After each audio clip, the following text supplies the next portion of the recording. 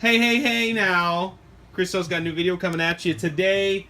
Look at this. This is the new Rage RC R10 ST. 10th scale, rear-wheel drive, stadium truck. That's what all that means, I think.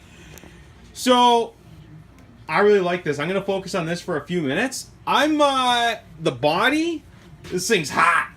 It's cool. Our friends at HRP hooked us up with some of these, so which is good.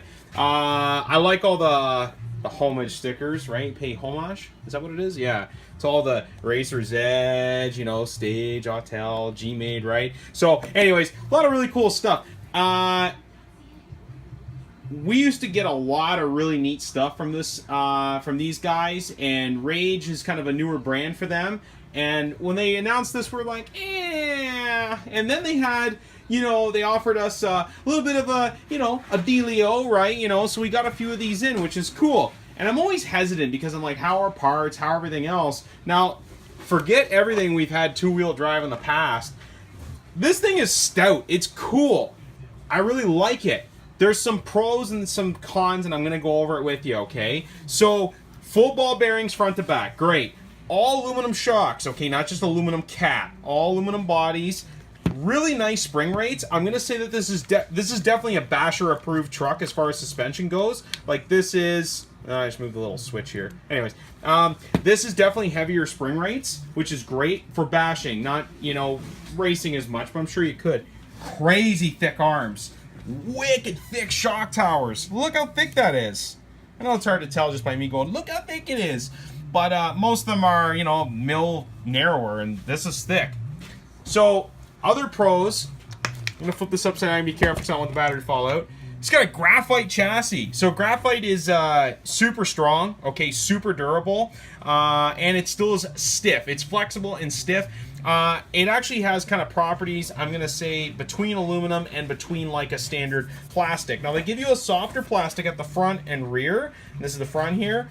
The reason being is it's good to have a little bit of flexibility, okay? All graphite equals problems a lot of times, okay? And we don't want that because it becomes less basher friendly. Okay, let's flip her over. Okay, so we got some shiny adjustable turnbuckles, which again, for RTR in like a basic, this is kind of like an intermediate level truck. That's really nice. And they give you basic ball cups too, so if you need replacement ones, readily available, cheap, easy to put on. You also get adjustable camber in the back, which is great. Super sticky tires. This is great. I love the big rim profile. It's definitely more modern looking. Downside is you are going to go through these tires pretty quick. I mean, it's a rear-wheel drive, stadium truck, it's going to rip these up pretty quick. Whatever. They're cheap enough. I think they're $25-30 for a new pair of tires, okay? So this is full brushless as well.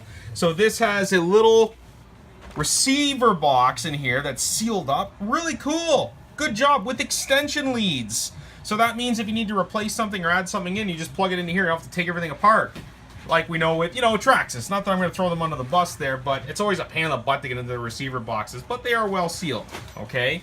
So we have some nice frame stiffener here, okay? Like these two little frame supports. We don't see these on a lot of two-wheel drive. It's kind of like, this could potentially be an area to crack where this is... Oh, is that new too? Okay.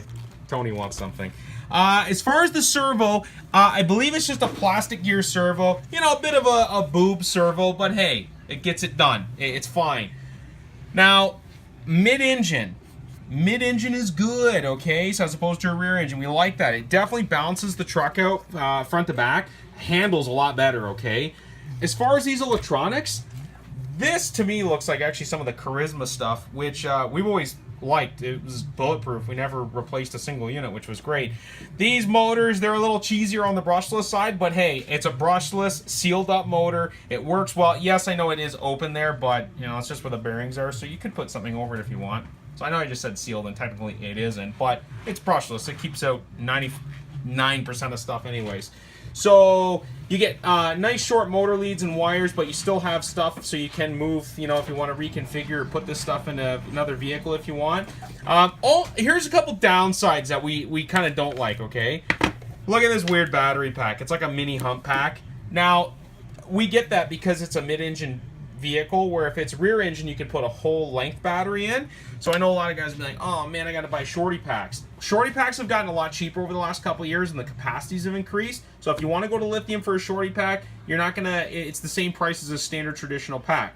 Okay, but it does come with a nickel metal hydride pack with actually good wire leads on it. Yeah, they're 14 gauge, but it's silicone. It's nice, and the battery, like as far as a pack goes, it's OEM, but it's got some weight. It's nice.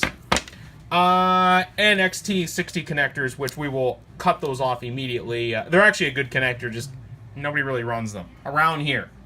You know, someone's going, I run those on all my 58 cars, because, you know, a lot of people have a lot of cars these days. Well, that's too bad. You can put it on Dean's, you can put it on EC3, HXT, whatever you need. And when you buy a car from us, we don't charge you to solder on leads, okay, which is cool. As far as other notable things, it looks beefy. Like, it looks beefier than a lot of other standard two-wheel drive kind of rigs out there, which is nice. You get steel drive shafts in the back, dog bones, I should say, okay? And again, you know, they're not constant velocity, but we're looking at a basic price point here, okay? Radio, this is nice. It kind of feels like some of the old HPI radios. It's bulky, but it's not like old Spectrum bulky, if you know what I mean. It's got the little, little disc brake in the back. Sick! You get adjustable trim, steering, and throttle. Plus, you do have throttle dual rate, which is really good. I don't know what that function key. I guess that's for some programming. It's good.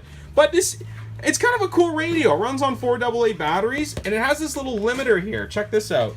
Throttle limiter. Reduces throttle travel by 30%. Now, this is ghetto, but it actually works really good. I haven't seen one of these in a long time.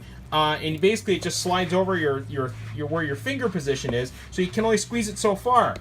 A lot of people will be like, oh, it's dink. Well, it's actually more beneficial to limit your throttle output as opposed to limiting your speed control output. I'm not going to get into that, but it does add to the longevity of the vehicle, okay? And it still does give you a pretty good driving dynamic. So if you got little ones at home or someone starting, guess what? Put that on, good to go.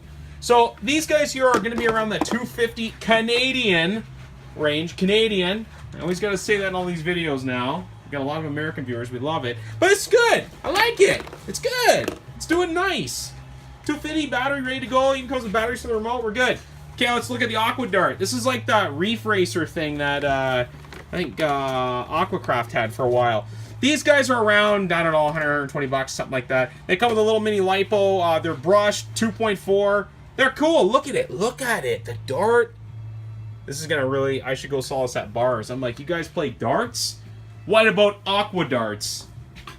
Probably going to tell me to frig off. Look at the nice... Yeah. Look at this nice box. Whoa, it's going so fast. There it is. Okay. Kong head 6x6.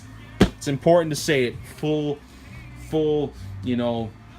You got to yell that crap out, okay? It's got a sprung bumper. It's a 6x6. It uses a billion little gears.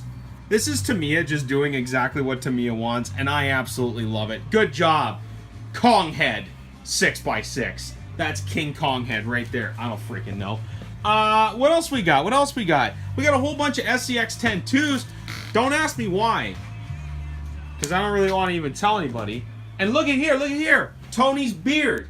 Brand new at Chris's house. I swear to God, I saw a bird fly out of it. We have the 66 Chevy C10 in for the SCX-10s now. Look at that. Now, I know it's clear and whatever, but it has a separate bed on it, which is great. So it's not just one whole mold. I like it. I think they're around 70 bucks. Definitely cheap. This one's mine, so you have to fight over the other one. Right. This is what happens, too. We get new stuff. It's always like, mine. I ordered this one for me. He's like the seagulls on Finding Nemo. Mine? Like, just as soon as something comes in. So we got a whole bunch of SCX-10-2s kits in. We got the SCX-10-2 RTR in. Another Yeti back in stock, which is good. Got bombers on the way next week. We've been, us and everybody in the freaking world has been, look at all this mess we got to put away. Gross. Look at all these cool boats. Sick. But anyways, we've had a real stump up with Axial just with product lately, but we're getting it all in. We got lots of good stuff here, so we're gonna get this all cleaned up. So you guys come take a look at the new the R10 ST. If you guys have any questions, Rage Kong head. This is an aggressive, named video. Rage Kong head at Chris's house. All right, guys, have a great day.